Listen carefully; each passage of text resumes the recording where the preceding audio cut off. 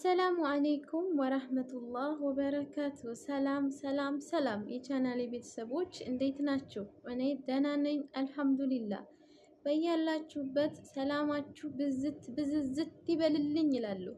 በድጋሚ በሌላ ቪዲዮ ተገናኝተናል እና እንዴት ናችሁልኝ? ደህና ናችሁ ወይ? ሰብስክራይብ አድርጉኝ። መቼም ያው በየቪዲዮ ላይ ልመና አለበት እና ዛሬ አዲስ ቪዲዮ ይዤ ብቅ ብያለሁኝ።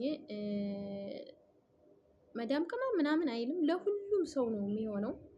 እኔ የተጠቀምኩበትን ገና እየተጠቀምኩ ያለሁበትን ከኔ ጋር እንሞክረው ለማለት ነው የመጣሁት። መቼም ያገኘኋትን ይዤ ነው ወደዚሁ ቪዲዮ የምመጣውና እስከ መጨረሻው አብራችሁ ከቆያችሁ ሰብር አድርጋችሁ የትም ሳትሄዱ ሳትነቃነቁ ላይክ እያደረጋችሁ ሸር እያደረጋችሁ እኔ ብዙ ጊዜ ቪዲዮ ስሰራ ሰዎችን እንዳይሰለች ደቂቃውን አላረዝምም፣ ትንሽ ነው።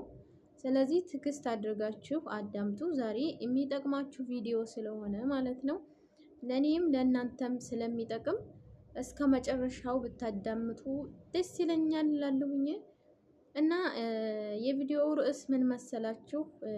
ብዙ ጊዜ እንደክማለን፣ እንሰራለን፣ ነገር ግን ገንዘባችን የሆነ በላተኛ ነው የሚልክበታ። ደሞዛችንን እኛ ሳናቀው እኮ ደሞዛችንን ቆጥረው የሚደውሉ አሉ።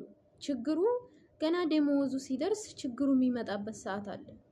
ይሄ እኔ ጋ ብቻም ሳይሆን ሁሉም ወንዶቹ ሴቶቹም ላይ በተለይ እኛ በሰው ሀገር የምንሰራ ልጆች ለራሳችን ይልቅ ከራሳችን ይልቅ ለሰው ነው እየኖርን ያለ ነው።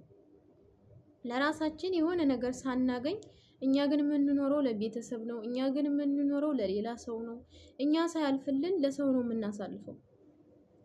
እዚች ምድር ላይ የከሰረ ህዝብ ማለት የከሰረ ፍጡር ማለት እኛ በሰው ሀገር ተሰደን የምንኖር ልጆች ነን። አመቱን ሳናቀው 2 አመት ይሞላል። ነገር ግን አንድም ብር ባንካችን ላይ አይቀመጥልንም።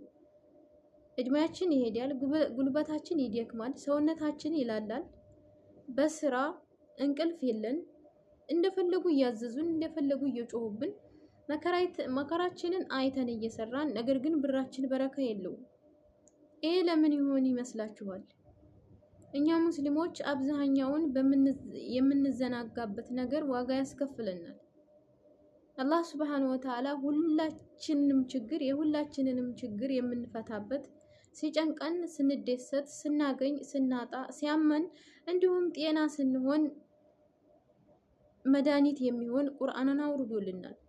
ከዚህ ሁሉ ግን አብዛኛ ሚዲያ ላይም አሁን የሚያስቅ ነገር ምናምን ነው ሰው የሚያወራው እንጂ ስለ እምነቱ ጠለቅ ብሎ የሚያስተምር የለም። ምክንያቱም አብዛኛ በእምነት ጉዳይ ሲወራ ሰው ሌላ ቦታ ስለሆነ ያለው ሰው የሆነ ስሜት የሚቀሰቅስ ነገር ጋር ስለሆነ ያለው እንደዚህ የሃይማኖት ነገሮች ምናምን አያስተምሩም። ቢያስተምሩም የሚሰማቸው የለም። ነገር ግን የኛ አለመስማት ዋጋ እያስከፈለን ነው። እስኪ ስንቶቻችሁ ናችሁ አሰሪዎቻችሁ ብር ሲሰጧችሁ እናንተ ጋር ሳይቆይ ቶሎ ብሎ ወደ ኢትዮጵያ ነው የምንልከው አይደለም? እዛም አይቀመጥልንም። እነዛም በልተው አያልፍላቸውም። እኛም ሰርተን አላለፈልንም። ድሃና ድሃ ሲደመር ድሃ ሆነን ቀርተናል ማለት ነው። ስለዚህ 10 አመት 5 አመት ብንለው ዋጋ የለውም። አላህ በረካ ካደረገልን ግን አላህ ያወረደልንን ቁርአን በትክክል ከተጠቀምንበት ግን ትርፋማ እንሆናለን። ግን አብዛኛው ሙስሊሞች አልገባንም። ይሄ ልክ እንደ ሌሎቹ ወገኖቻችን ዝም ብለን እየዘልን እየጨፈር ምኑም ሳይገባን የቀራንም እንኖራለን፣ ያልቀራንም እንኖራለን። ግን በውስጡ ምን አለ ብለን ወይ አንማርም ወይ አናስተውልም። እንደው ብዱን ዝም ብለን እንኖራለን ማለት ነው። እና ዛሬ ምን ይዤላችሁ መጣው መሰላችሁ?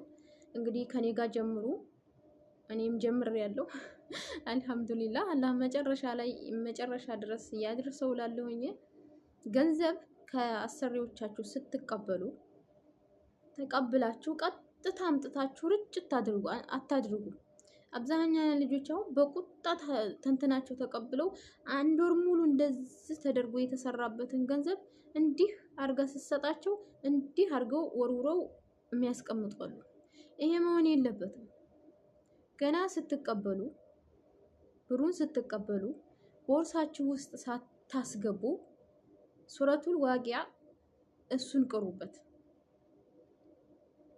ይሄ ብቻ ሱራም አይደለ፣ ዱዓ አድርጋችሁ በደንብ በቃ ካላህ ጋር ሁሉን ነገር ካላህ ጋር ካያያዛችሁት ገንዘባችን በላተኛ አይልክበትም። አንደኛ ካላህ ጋር መራራቃችን ለኛ ክስረት ነው ሁሉ ጊዜ የሚያጋጥመን። ስለዚህ የደረሳችሁ ሙስሊሞች እንደዚህ ሞክሩት እላለሁኝ። ለፍተን ደክመን አሁን አረብ ሀገር ያለች ሴት እስቲ አሁን ምኗ ታይጎድል ወደ ኢትዮጵያ ትገባለች? ወይ ወገቤን ትላለች እዛ ከሄዲ በኋላ፣ ወይ የሆነ ነገር ጎሏታል። ብዙ ነገር ጎሎ ነው የምንሄደው። አሁን እኔ እንደዚህ ቁጭ ብዬ አወራለሁ፣ ጤነኛ መስላለሁ፣ ግን ታማሚ ነኝ። ወላሂ ላዚም ነው የምላችሁ፣ ታማሚ ነኝ፣ ያመኛል። እና ደልቶን ሳንኖር ለሰው እየኖርን ቤተሰብም ይሁን ማንም ይሁን ሳያልፍላቸው እኛም ሳያልፍልን እንዲሁም በሽታ ይዘን ነው የምንገባው። እንደዚህ እንዳንሆን ግን ጧት ስራ ወተን ማታ ላይ ተሯሩጠን ወደ ቲክቶክ ተሯሩጠን ወደ ሌላ ከምንሆን እንደዚህ ዩቲዩብ ብንሰራ፣ አሁን ዩቲዩብ ሊጠቅም ይችላል፣ እሱ ችግር የለውም። ነገር ግን ያንዱ መጠቀሚያ ተምንሆን እኛ አሁን የአረብ ሀገር ሴቶች አብዛኞቹ እኮ ኢትዮጵያ ያሉትን ዩቲዩበሮች ነው የምናሳድገው። ማን መጣ ዛሬ፣ ማን ተለቋል፣ ምን ሆነ፣ ማንና ማን ተጣላ እያልን ነው የምናየው። የራሳችን ህይወት የማያሳስበን ፍጡር ማለት እኛ ነን። ስለዚህ በዚህ ሞክሩ ትላለሁኝ። እኛ ሙስሊሞች አልሐምዱሊላህ ለሁሉም ነገር አላህ ፈውስ የሚሆን የሚፈውሰን ቅዱስ ቁርአንን ሰጥቶናልና በዚህ ሞክሩ ትላችኋለሁኝ። ለዛሬ እዚህ ጋር ይበቃኛል። እቺን አምጥቼ ብቅ ታረኩላችሁ። በሌላ ቪዲዮ በቀጣይ እስከምንገናኝ ሰላም ቆዩልኝ። ደግሞ ጡቴን አሞኛል፣ ዱአ አድርጉልኝ እሺ። ያው እንግዲህ ጡት ሁላችሁም ታውቃላችሁ፣ ኸጠር ነው፣ በጣም ችግር ነው፣ በጣም ትልቅ ነገር ነው። ዱአ አድርጉልኝ እላለሁኝ። ቤቱንም ደግሞ ሰብስክራይብ አድርጉት፣ ከተመቻችሁ ላይክ አድርጉት፣ ሸር አድርጉት። ለወገን ደራሽ ወገን ነው እና ተባበሩኝ እላለሁኝ። አላህ ሁላችንንም ደክመን ለፍተን ትርፋማ ያድርገን። ወላሂ ከመክሰር አላህ ይጠብቀን። እኛ እዚህ የሰው ፊት እያየን ብዙ ነገር እየሆንን ገንዘባችን ሳይቀመጥ ደግሞ ኢትዮጵያ በባዶ ገብተን ካርድ መግዣ እንኳን ስናጣ ያማል አይደል?